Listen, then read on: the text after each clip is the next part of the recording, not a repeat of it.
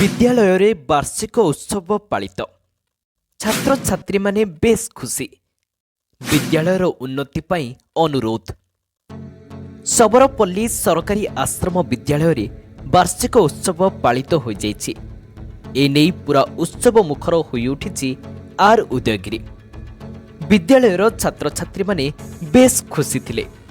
आउ एही कार्यक्रम रे अतिथि माने जोग दे विभिन्न कार्यक्रम रे विद्यालयर कृतित्व छात्री मानंकु प्राय 160 कोटी पुरस्कार सहित मानपत्र प्रदान करथिले। आउ विद्यालयर छात्र छात्री मानंकु कठिन परिश्रम, समयर सदुपयोग एवं शिक्षक शिक्षयित्री एवं बापा मां को कथा मानि मन देई पाठ पढ़िबा पई उपदेश देथिले। जीवन रे समाज पई किछि करिबा सह निज परिवार और अंचलर नाम रखिबा पई गुरुमंत्र देथिले। आउ विद्यालयर उन्नति पई सरकार को अनुरोध करथिले। खास करी विद्यालय रे शिक्षक नथिबारु पाठ पढ़ा ठीक से होई पारु नाही। तेणु तुरंत शिक्षक पूरण करने बीडीओ को जणाइछन्ति। बासिंदा एवं सबरपल्ली स्कूल रो सभापति तो आजिकार जो प्रोग्राम चलची सरकार बहुत भल पदक्षेप एटा जे पिलानकर जो खेल गीत नाच माध्यम रे जो विभिन्न प्रकार सांस्कृतिक कार्यक्रम करुछंती सरकार बहुत खुशीर विषय। किंतु मु एति टिके अनुरोध करबी आजिकार जो प्रोग्राम रे जहाँ है भल है मो सरकार को अनुरोध करुच्ची जे सबरपल्ली विद्यालय रे आज पर्यंत शिक्षकर अभाव रही आसी। एणु मु सरकार को अनुरोध करुच्ची दयाकोरी गोटे मासक भितरे जदि शिक्षयित्री गोटे दे थांते हॉस्टेल को बा जो छात्री हॉस्टेल को जदि दे थांते शिक्षयित्री ताहले आमे बहुत चिर उपकृत हे थांतु।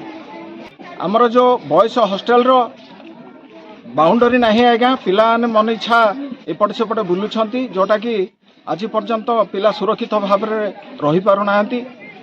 एणु सेटा भी बाउंडरी करबा पई मु सरकार को अनुरोध करूछि।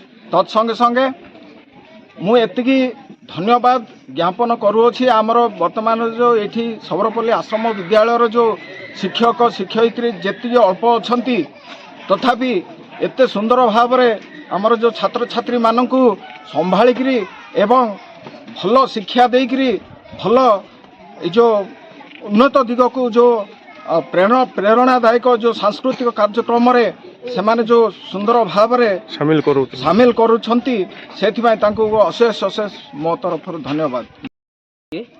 कोइडा गोटे सरकार गोटे नियम बसुतरे पिला मानकर जो खेलकूद विभिन्न प्रकार तांकर जो अनुष्ठान रो जो पारंपरिक रही आमर जो शिक्षा धरिकी आमर जो सांस्कृतिक कार्यक्रम को खेलकूद नहीं पिला मानकर वर्ष थरे जो पुरस्कृत करने जो आज वार्षिक उत्सव पालन हुए प्रति स्कूल रे तो से आज भी आम आश्रम स्कूल रे आज गोटे अति सुंदर भाव में वार्षिक उत्सव पालन होती।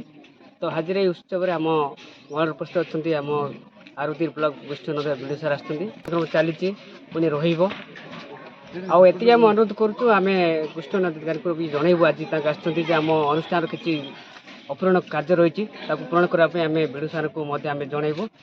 तो से पूरण कले आगामी दिन आम आज जो परंपरा जो आज जो उत्सव को आगु साफल्य मणित हो अनुरोध करुँ। शेषरे छात्र छात्री द्वारा आकर्षणीय पारंपरिक आदिवासी नृत्य सांगकु जगन्नाथ भजनर नृत्य रे लोकों को मोहित करी बांधी रखिथिले। एही कार्यक्रम को शिक्षक माडिंगी संजीव राव परिचालना करिथिबा बेले आश्रमर सेवक दंडपाणी गौड़ संपूर्ण सहयोग करथिले।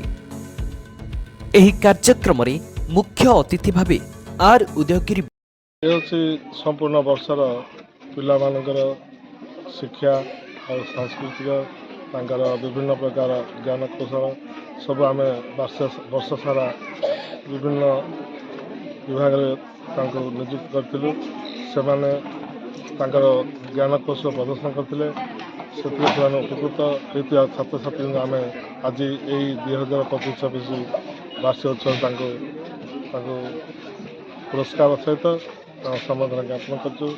आम गाँव में विडो सार, डाला सार, एवं सार ସୋମେଶ୍ୱର ସରପଞ୍ଚ ମହୋଦୟ ସମସ୍ତ ଉପସ୍ଥିତ ଶିକ୍ଷକ ଶିକ୍ଷୟତ୍ରୀ ସଦସ୍ୟ ଛାତ୍ରଛାତ୍ରୀ ଉପସ୍ଥିତ ରହି ଆମର ଏ ବାର୍ଷିକ ଉତ୍ସବ ସାଫଲ୍ୟମଣ୍ଡିତ କରିଥାନ୍ତୁ ତାଙ୍କୁ ବହୁତ ଧନ୍ୟବାଦ ଜଣାଇ ମୋ କହିବା ବକ୍ତବ୍ୟ ଶେଷ। ବିଡିଓ ଲଲିମେନ୍ ଖରସେଲ, ସଭାପତି ଭାବେ ମଙ୍ଗଳ ସମ୍ପ୍ରସାରଣ ଅଧିକାରୀ ପ୍ରଦୀପ କୁମାର ପଣ୍ଡା, ମୁଖ୍ୟ ବକ୍ତା ଭାବେ ପ୍ରଧାନ ଶିକ୍ଷକ ବାଳିକା ଉଚ୍ଚ ବିଦ୍ୟାଳୟ ସୁଣ୍ଡୁରୁବା ହୋସେୟ ଦୋରା, ସମ୍ମାନିତ ଅତିଥି ଭାବେ ସବରପଲ୍ଲୀ ସରପଞ୍ଚ ଫୁଲମତୀ ରଇତ, ସମିତି ସଭ୍ୟ ମାଣିକ ରଇତ, ନାଏବ ସରପଞ୍ଚ ମନୋରଞ୍ଜନ ରଇତ, ବିଦ୍ୟାଳୟ ସଭାପତି ଲକ୍ଷ୍ମୀକାନ୍ତ ଶବର, ପ୍ରଧାନ ଶିକ୍ଷକ ବୃନ୍ଦାବନ ପଣ୍ଡିତ ପ୍ରମୁଖ ମଞ୍ଚାସୀନ ଥିଲେ।